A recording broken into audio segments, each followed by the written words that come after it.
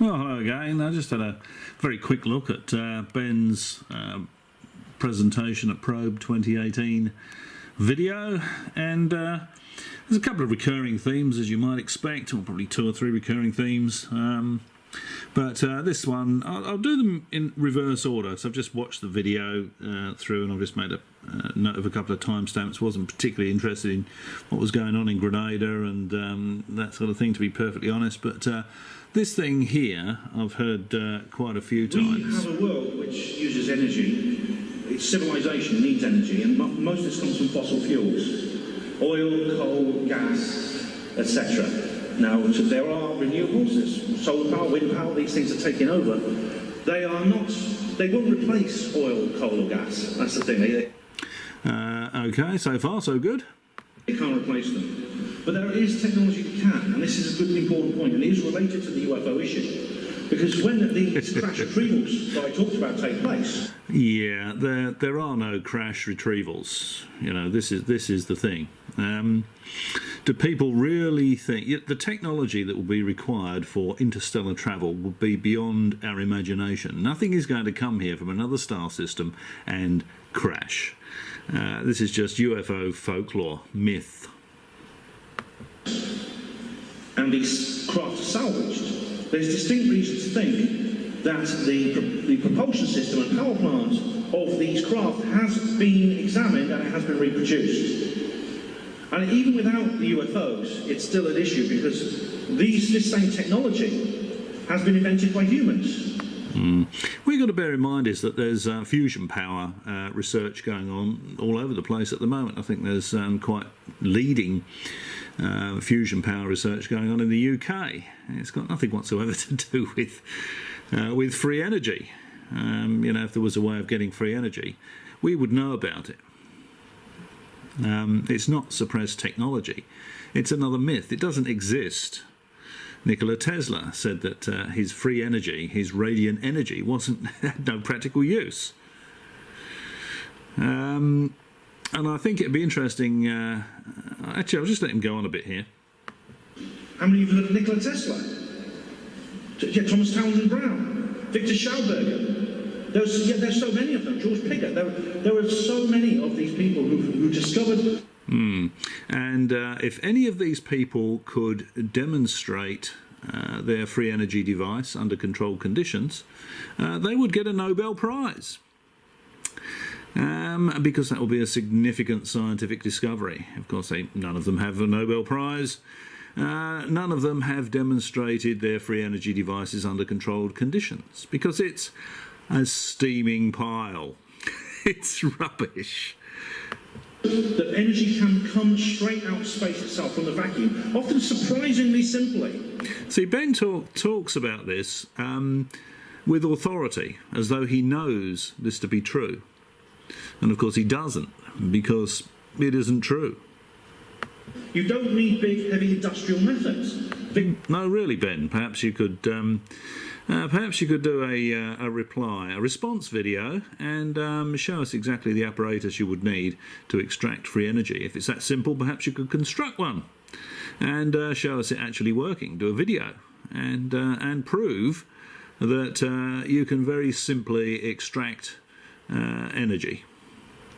Victor Schauberger found you could extract zero-point energy from the vacuum with a copper pipe. There was a particular shape held in water. Yeah. Again, you know, this guy, if this were true, this guy would have a Nobel Prize. You know, if you can really extract energy, free energy, a useful amount of free energy. I'm not talking about, you know, picking out little bits and pieces like Tesla was with his radiant energy, charging a capacitor over time, and then, you know, an infinitesimal amount of energy is just barely detectable. We're talking about running industry here. Energy that you can run industry with, you can run your house with. And certainly you can't just pull that out of the air with a bit of copper pipe. It's rubbish. It's ridiculous. Perhaps you'd care to prove to us, if it's that simple, Ben, perhaps you would care to prove to us how easily it can be done. You can pick yourself up a Nobel Prize.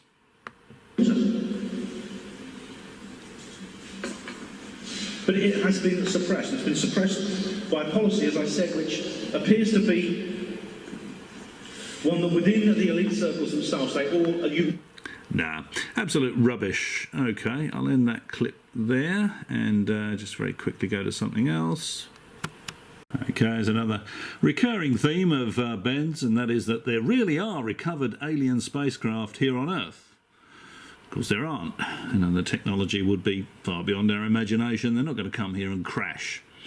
And in the unlikely event that an alien spacecraft crashed on Earth, it's not going to be here on its own. It'll be from a mothership. It'll be a mothership in orbit or something like that. There'll be a scout craft that comes down and have a look around, or maybe, you know, several scout craft that come down and have a look around. If one did crash, it would be recovered. There's no way any alien technology will be left on the planet. Think about the Second World War.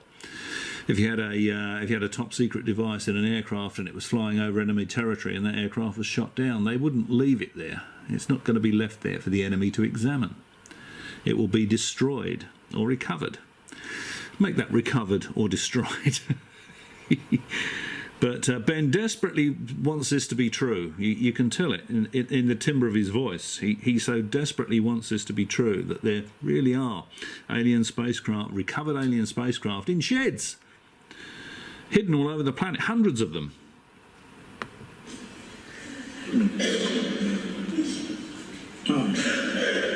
So yeah, this is what has happened. We are in a situation where artifacts of an extraterrestrial civilization have indeed turned up on the Earth's surface. Again, you know, Ben talks about this with authority, as though he knows alien artifacts have turned up on the Earth's surface. No one's ever seen any.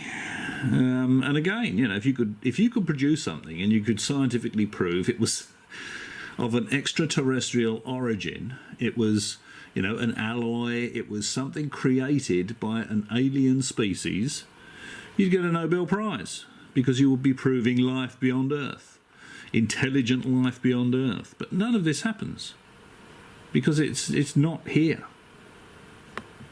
They've come to grief. These craft have come to grief on the Earth's surface. They can see. Oh, they can fly. You know, they can fly around the galaxy on a willy-nilly basis. But as soon as they get here, they crash. It's nonsense. Absolutely ridiculous. He's salvaged by the government, and the government put out a cover story saying basically that there's nothing to see here, move along. It was a weather balloon. It was A, B, and C. It was anything other than what it really is. And they keep changing their stories. You know they're lying. They keep changing their stories. It wasn't. First it was a weather balloon. Then it was Project Mogul. Oh no, it was parachute test dummies. Yeah, we must be a bunch of parachute test dummies if we believe that. So this is a policy that is global. Wherever it happens in the world, it seems the same thing happens. Again, this is centred on the United States of America, but it is a global policy that is enacted in every country where these events take place, and they take place all over the world. Yeah, well, in Ben's opinion, these things happen all over the world. Of course, they don't.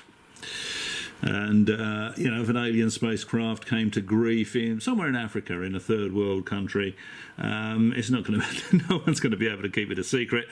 The Americans and the Russians and the Chinese will be fighting each other to go down and recover it. It's just nonsense. It would be nice if there was something to this, but there just isn't. And you can tell how desperately Ben wants this to be true. Yeah, I'm sorry, mate. It just isn't. The Roswell incident. The Roswell incident. Put a line through that. We've covered that too many times to repeat. The Roswell incident. It's twaddle. Okay, let's have a look at something else. Okay, I think here Ben is talking about Stephen Greer. Do actually get some interesting information. I do recommend watching this if you can. There's some interesting information in there. But he's not alone out there. Greer's not the only guy pushing this disclosure button. Oh, actually, I think maybe I've got the wrong timestamp there. Yes, don't forget to join the Anything But the Truth movement. You can do that on any of these conspiracy theory channels. The Anything But the Truth movement. because it sells books and it gets in Google ad money. Quite vitriolic and quite fun to watch debate, is Greer has this idea that extraterrestrials are all nice guys, they're all loving, they're all spiritual. Yeah, Stephen Greer is not worth listening to. 1 minute he says they're all nice and fluffy bunnies, and in another breath he says we're shooting down alien spacecraft on a regular basis. Absolute rubbish. He showed a picture of a shrub and said it was an alien ambassador dematerialising or materialising, one or the other, but of course there's no pictures or footage of the alien ambassador. Once he completely materialised, he would have had to have sort of shown the whole tree rather than just a shrub, you know, just a growth of bush on the end of a branch. Absolute rubbish, offensive to anybody's intelligence. This alien ambassador, bloody rubbish. So yeah, just put a line through Stephen Greer. He can't summon aliens. You know, you really think that aliens are sitting up there in orbit? They're flying around in their spacecraft. They've come here from another star system, and they're just waiting in orbit for Greer to take a party of people that are all paying through the nose for the privilege out into the bush so he can stand there and meditate and summon these alien spacecraft to him. Or, well, to within 20 miles anyway. They just appear as bright lights in the distance, of course, because the way it works is you take them to a point where either military or civilian aircraft are approaching head-on, and they make a sharp turn. So it appears that the bright lights get bigger and bigger and bigger and then disappear. That's how that nonsense works. So put a line through Stephen Greer. Absolute rubbish. What else we got here? Hang on. Okay, so this is the old 911 chestnut yet again. What's he saying about this? Now that. Let's take a wild guess here. It's a directed energy weapon powered by the Hutchison effect. It's got nothing to do with aircraft flying into the towers. To be honest, I can't be bothered to watch it. It's the same old nonsense over and over again. It's a steaming pile. The government account is perfectly true and accurate. And there's several questions you might want to ask yourself about that. You know, where are the aircraft? Where are the crews? Where are all the funerals fabricated? All the maintenance records for the aircraft, they were all fabricated. All the people that worked on the aircraft have to be in on the plot. Even Al-Qaeda and Osama bin Laden would have to be in on the plot because they weren't on Al Jazeera TV jumping up and down, shouting and screaming, saying it wasn't us, it's a fit-up, gov, honest. There was none of that, was there? And Osama bin Laden actually claimed responsibility for the attack on behalf of Al-Qaeda. I think there's probably a video on YouTube of him actually doing that. So, you know, the government account of that is a true and accurate one. And I can actually remember where I was at the time, and I watched that unfold on all the television channels live. And it happened exactly as described in the government account, in the official account. And there's so much stuff on YouTube, you can just look at it and it's not faked. It's, you know, hijacked aircraft being flown into the towers, and the towers collapsing because of the damage caused by the aircraft. And you hear these people that absolute cretins, you know, that say, oh yes, well, you know, aluminium aircraft can't fly into a steel building and make a hole in it, you know. They've got absolutely no idea of the amount of energy involved. With a 200-ton aeroplane travelling at 700 miles an hour, they're just completely bloody clueless. With 9/11, what you see is what you get. Just look at the documentaries and the news footage. You know, forget all this conspiracy rubbish when it comes to 9/11, because that's exactly what it is. It's absolute bloody rubbish. Okay, well, that's just another very quick video, just a very quick scan through the Ben's 2018 Pro presentation. It'd be interesting to see if he takes us up on showing us making a device to produce some free energy, and maybe he could show us an ashtray from a recovered alien spacecraft. A bit of evidence there. Pick himself up a couple of Nobel Prizes while he's at it. As always, thanks for watching. Catch you next time.